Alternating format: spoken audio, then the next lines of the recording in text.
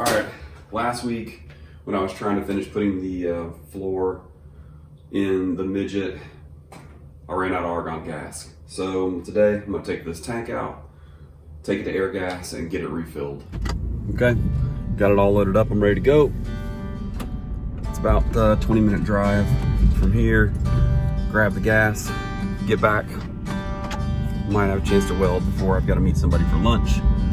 So I'll see you at the air gas place.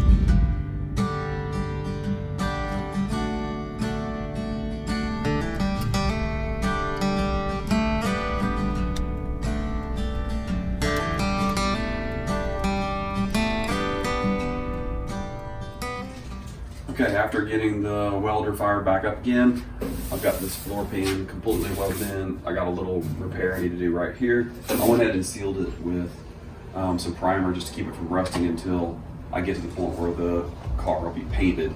But now let's roll it over and start dry fitting in the inner sill and the outer footwell panel.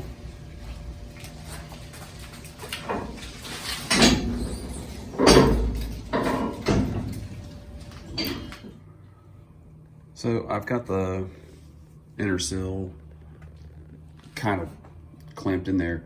The interesting thing that you have to take note is when you go to put this inner panel in, it actually goes on the inside of this tab, but it's got to go on the outside here. It doesn't go on the inside because this is an angle and the piece is straight, so you got to leave enough space to where it can come inside here and outside here in between the diagonal piece of the footwell and the inner sill. So I'm going to get that put in there and mocked up as well. So I have this clamped in. This top part where the dashboard and everything's going to sit and where the windshield sits on, that has some flexibility. You can kind of twist up and down a little bit, and so I want to get it to where this lines up straight, which I've got it that way now, and the panel is pushed forward as far as it'll go. But if I look here, I want the actual inner sill to go this way just a smidge. There's a little bit of space here, which means I've got to kind of push the floor, what's butting up against the floor or the inner sill here. I've got to kind of bend this back a little bit just to make space to move the whole inner sill back just a smidgen. So I'm going to make that adjustment and then see how it lines up. All right, so I readjusted everything, reclamped it in, put a magnet to hold it flush and flat, and I think the alignment looks good. One of the things I like to do is, again, keep what I cut out and see how it matches up. So this is the old inner sill, and so I'm just gonna, I'll take this punch and I can line up the bolt that's in the back part of it, and I'll just slide the bolt, the punch bolt, just kind of hold it in alignment. And now I can get an idea of where did that panel line up. I feel like when I look at it, particularly this curve right here, it would have curved up and been in alignment this way. If this line would have continued up, I think it would line up. The bolt all lines up, the hole here in the middle lines up pretty well. So I think the alignment's all good with it, the panel in this spot. Now, obviously, I've got to prep everything, so I'm going to take it all back off again, but I know it will line up and I know it'll be in the right spot. There's one other little spot on the inside here that I feel like I've got to fix before I can do this inner sill. So let me show you what that looks like. So this is the inside of the car. This is the inside of the car.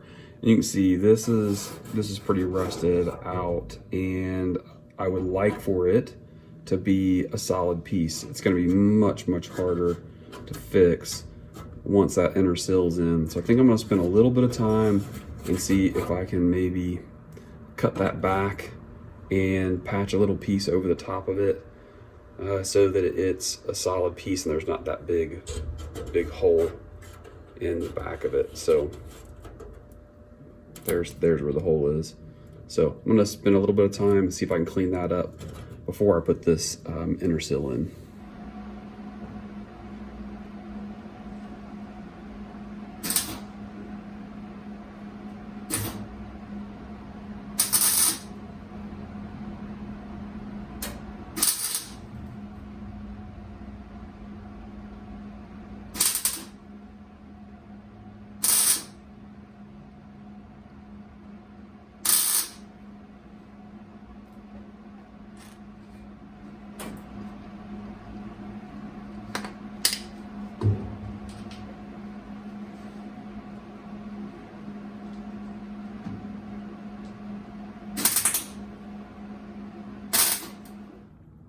Okay, so after cutting out the rust and welding in a new spot, grinding it down, it's not pretty, but this isn't necessarily something that you're gonna see. It's gonna be covered up, but it is solid metal. So at this point, what I need to do is go ahead and start prepping the inner sill to be welded in, which means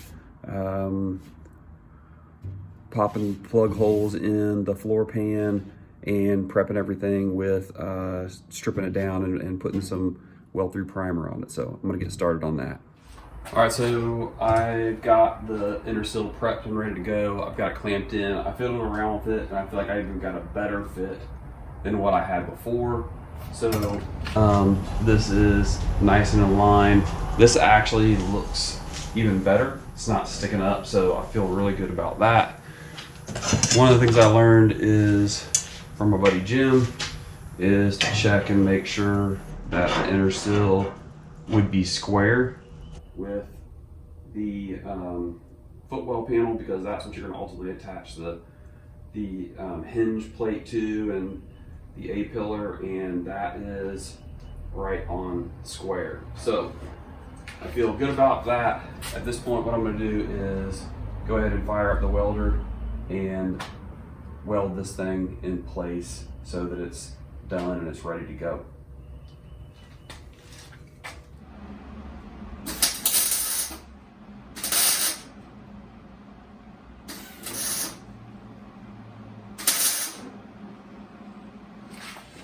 All right, so I've got the inner sill all welded in.